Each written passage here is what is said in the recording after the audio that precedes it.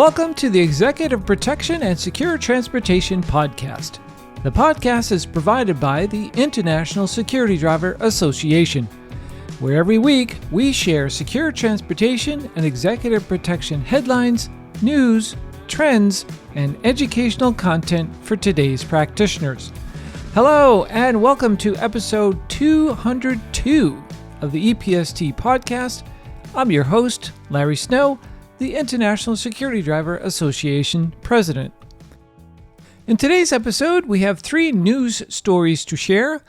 The driver of a Tesla charged with vehicular manslaughter. We'll take a look at a few executive vehicles' impressive Skidpad tests and what that means for the security driver, and a new tech venture with Ford and ADT to combat thieves. So let's dive in. California prosecutors have filed 2 counts of vehicular manslaughter against the driver of a Tesla on autopilot who ran a red light, slammed into another car, and killed 2 people in 2019. The defendant appears to be the first person charged with a felony in the United States for a fatal crash involving a motorist using a partially automated driving system. The criminal charges aren't the first involving an automated driving system, but they are the first to involve a widely used driver technology. Authorities in Arizona filed a charge of negligent homicide in 2020 against a driver Uber had hired to take part in the testing of a fully autonomous vehicle on public roads. The Uber vehicle, an SUV with a human backup driver on board, struck and killed a pedestrian. Criminal charging documents do not mention Tesla Autopilot, but the National Highway Traffic Safety Administration, which sent investigators to the crash, confirmed last week that Autopilot was in use in the Tesla at the time of the crash. Jonathan Handel, a lecturer in law at the University of Southern California Gould School of Law and an expert in autonomous vehicles, said the case would hopefully show that semi-autonomous systems, like autopilot, are not a replacement for human drivers. You would think that this statement does not need to be made. Still, the NHTSA has issued a statement saying that no vehicle on sale can drive itself whether or not a car is using a partially automated driving system. Quote, every vehicle requires the human driver to be in control at all times, end quote.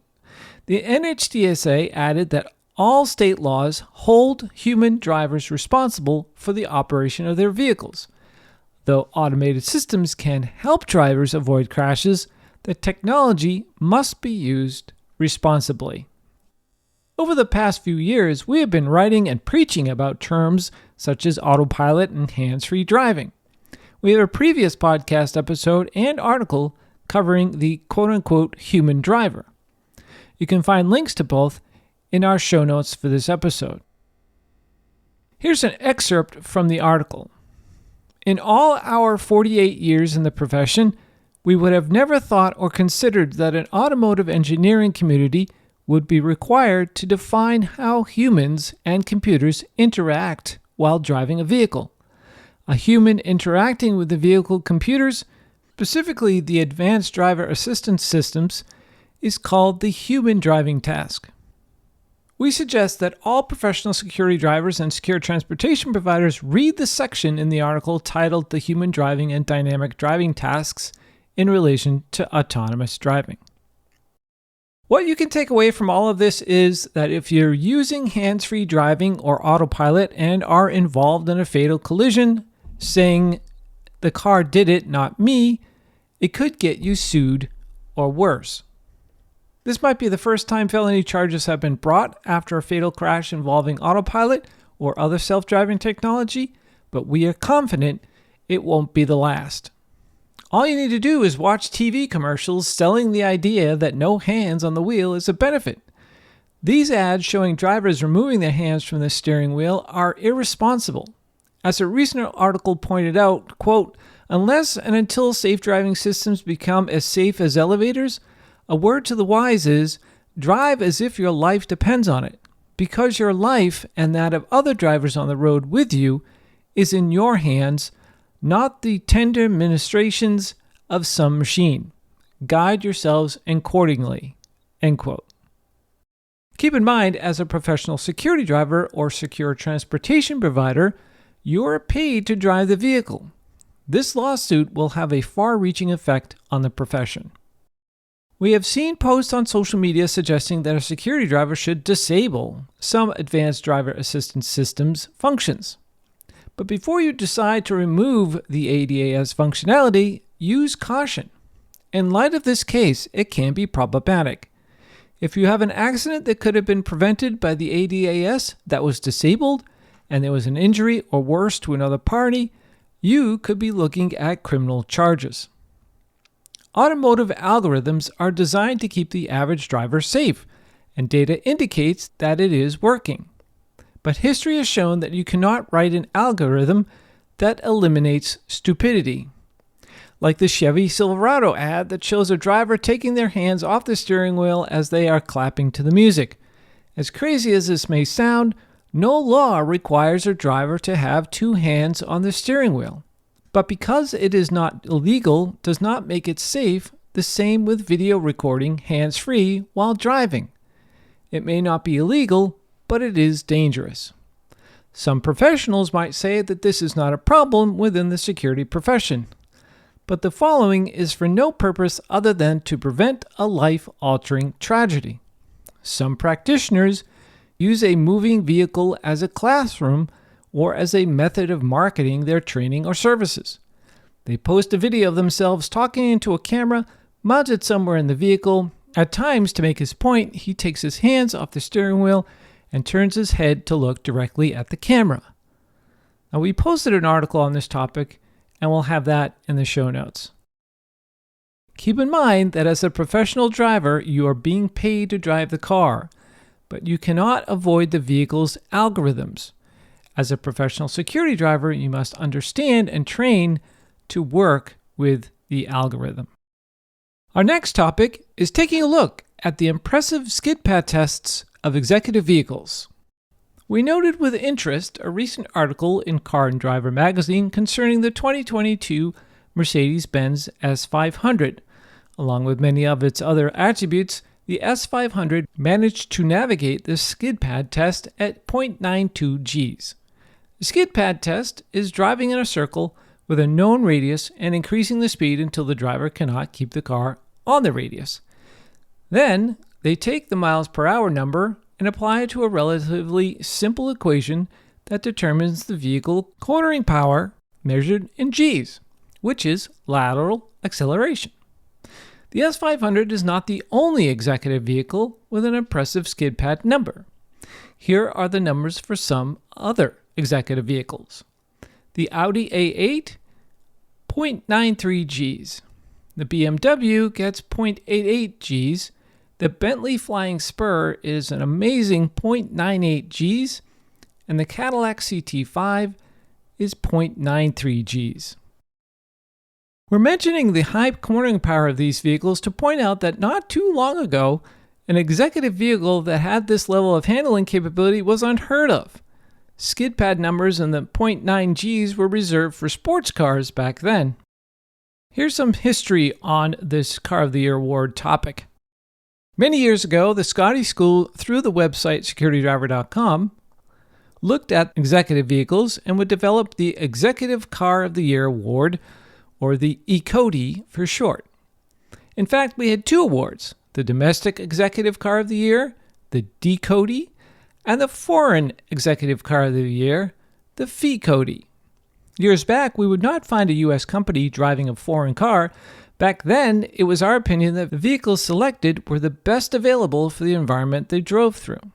Also, an interesting point is that when we first started the ECODY Awards, there was no need to have an SUV category. Few, if any, corporations used them as quote-unquote executive vehicles. When we first created the ECODY Award, a vehicle had to have a minimum Skidpad handling number of 0.7 Gs to qualify. So when you look at the vehicles used today for secure transportation, the handling numbers have increased by close to 40%. So if we define executive vehicles as sedans, not SUVs, this also means that today's executive vehicles capability has also risen by more than 40%. Taking this to the next level, we define driving skill as the driver's ability to use the vehicle's capability.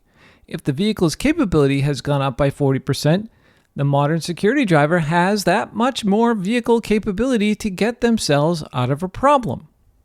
The Skidpad numbers are a good measurement of a vehicle handling capability, but that was just one of the measurements we used in the ECODI tests to determine the vehicle handling capability. In an emergency, there is a substantial difference between the numbers presented via the Skidpad versus the numbers obtained from an exercise such as the lane change. For the lane change test, the Scotty School used the ISO 3888-2 lane change standard. This standard is used to measure a vehicle's capability to avoid an accident. The bottom line is that the modern executive sedan has far more capability than its predecessors. Our last news topic of this episode is the Canopy Vehicle Protection System. This caught my eye in a news article. I think I read it on Autoblog, but this information really comes from the press release that was announced this week. So Ford and the security company ADT launched Canopy to provide AI-powered connected security cameras and corresponding mobile app for a variety of vehicle makes and models. Offerings will integrate this Safe by ADT platform to provide professional monitoring and help businesses protect valuable work equipment in vehicles and individual owners, strengthen security inside and outside vehicles. So Canopy plans to launch industry-first multi-sensor security systems with available professional monitoring early next year. The first products to be manufactured and sold will be available in the United States and the United Kingdom for the industry's highest volume commercial and retail pickups and vans, including the Ford F-150, the F-1 Lightning, transit vans, and e-transit, and will be easily installable by customers to protect expensive work and recreational equipment.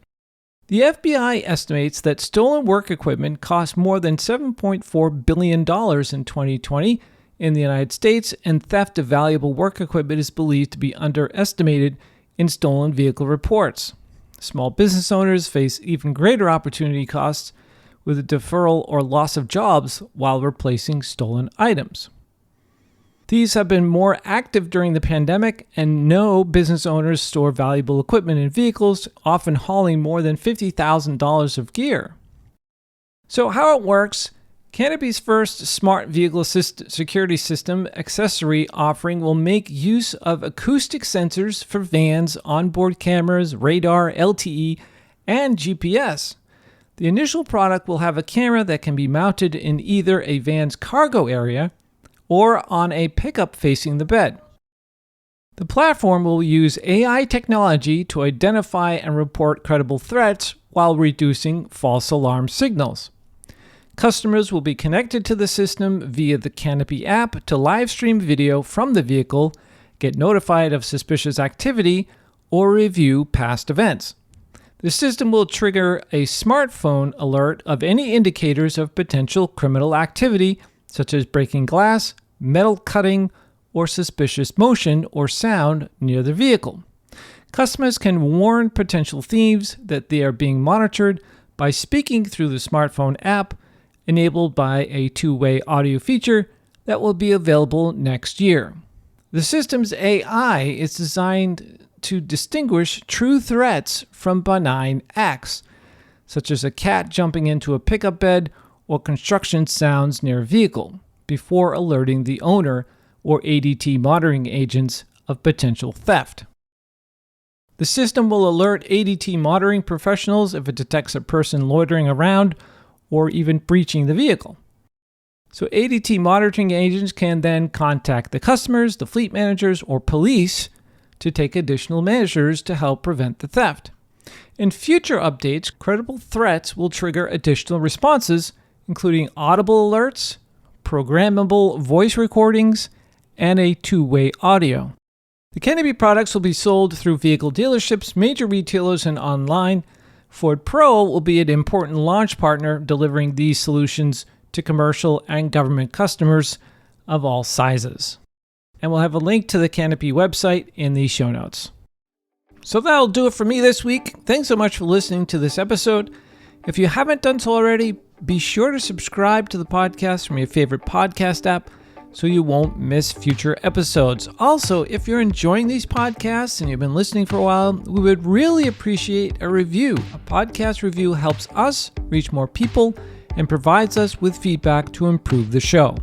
The links again to all these news stories mentioned in this episode are available at securitydriver.com/podcast. Then click on episode 202. We welcome any comments, feedback on the podcast, or topics. If you have an interest in going much deeper into these types of topics, I invite you to check out the International Security Driver Association's website and consider joining the membership to gain access to the Encyclopedia of Executive Protection and Secure Transportation, the ISDA Knowledge Center. For more information on all the member benefits, head on over to isdacenter.org.